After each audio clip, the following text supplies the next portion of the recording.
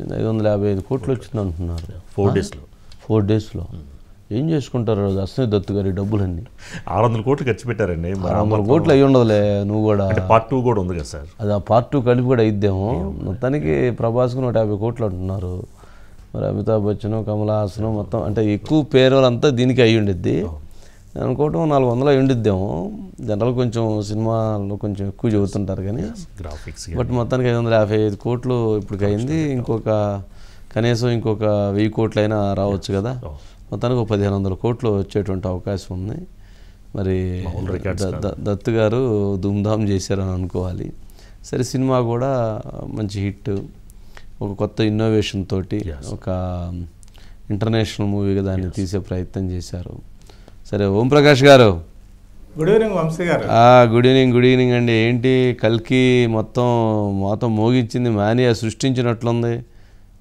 అవును సార్, ఎందుకంటేనండి యాక్చువల్గా తెలుగు సినిమా ఇంత స్థాయి ఘన విజయాన్ని సాధించి చాలా కాలం అయిపోయిందండి. మనం కూడా అనుకున్నాం ఇది హనుమాన్ ఎప్పుడైతే జనవరిలో వచ్చిందో, మధ్యలో డీజే టిల్లుకి సీక్వెల్గా వచ్చినట్టు టిల్లు స్క్వేర్ పర్లేదు అనిపించింది. కానీ మళ్ళీ 6 నెలల తర్వాత దాదాపు జూన్ ఆఖరిలో ఒక్కసారిగా చిత్ర పరిశ్రమ అంతా ఏదో జూలు విధిల్చినట్టుగా దాదాపు అంటే ఫస్ట్ 4 రోజులు అండి, గురు శుక్ర శని ఆది, లక్కీగా ఏంటంటే వీళ్ళకి 4 డేస్ దక్కిని. వీకెండ్కి వచ్చేసరికి 555 కోట్లు గ్రాస్ వచ్చిందండి.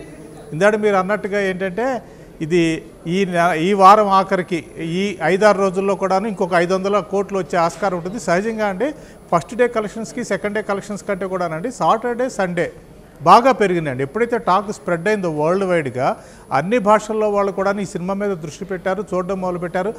నిన్న రాత్రి కూడా కమల్ హాసన్, అభిషేక్ బచ్చన్ తీసుకుని థియేటర్కి వెళ్ళి మరీ ఆ సినిమాను చూశారంటే. ఎందుకంటే ఇది థియేటర్లో ఎక్స్పీరియన్స్ చేయాల్సిన సినిమా కాబట్టి అండి ఒక రకంగా కొంత పైరసీ అనేది ఎప్పుడు వస్తుంటుందండి ఇలాంటి పెద్ద సినిమాలకి.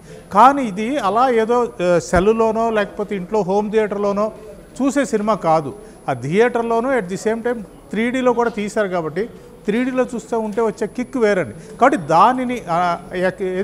దానిని అనుభవించడానికి లేకపోతే ఎక్స్ప్లోర్ చేయడానికి థియేటర్స్కి జనం వెళ్ళడం మొదలుపెట్టారు.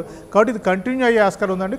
అంటే ఇవాళ సోమవారం నుంచి అండి కొంత కలెక్షన్స్ అవుతాయి. అంటే 100 కోట్లు రోజు రాకపోయినా కానీ కనీసం 75-80 కోట్ల చొప్పున రోజు వచ్చినా కానీ 1000 కోట్లకైతే ఖచ్చితంగా ఈ వీకెండ్ కల్లా 1000 కోట్లు వస్తుంది.